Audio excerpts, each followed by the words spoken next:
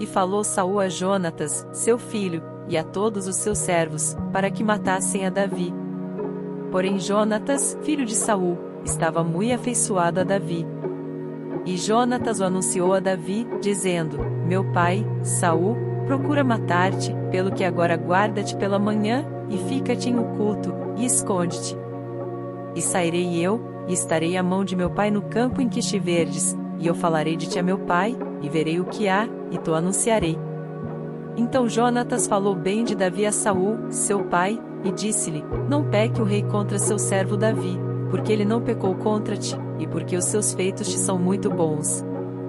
Porque pôs a sua vida em sua mão, e feriu aos filisteus, e fez o Senhor um grande livramento a todo Israel, tu mesmo viste, e te alegraste-me porque, pois, pecarias contra o sangue inocente, matando a Davi, sem causa.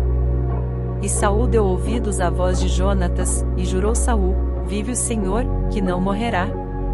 E Jonatas chamou a Davi, e contou-lhe todas estas palavras, e Jonatas levou Davi a Saul, e esteve perante ele como antes. E tornou a haver guerra, e saiu Davi, e pelejou contra os filisteus, e feriu-os com grande matança, e fugiram diante dele.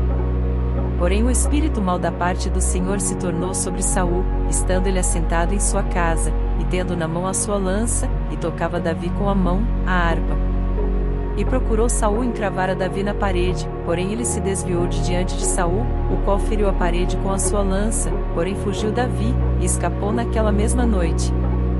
Porém Saul mandou mensageiros à casa de Davi, que o guardassem, e o matassem pela manhã, do que Mical, sua mulher, avisou a Davi, dizendo: Se não salvares a tua vida esta noite, amanhã te matarão.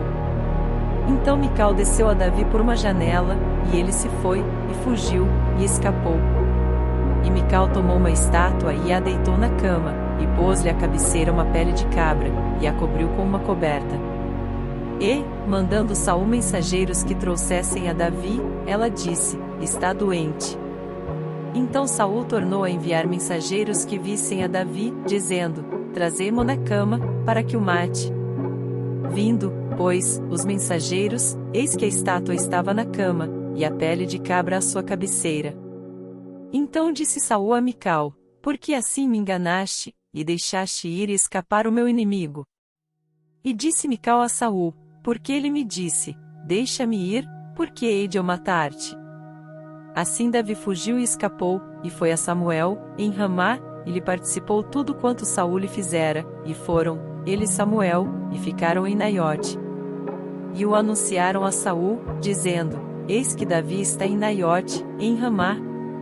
Então enviou Saul mensageiros para trazerem a Davi, os quais viram uma congregação de profetas profetizando, onde estava Samuel que presidia sobre eles, e o Espírito de Deus veio sobre os mensageiros de Saul, e também eles profetizaram.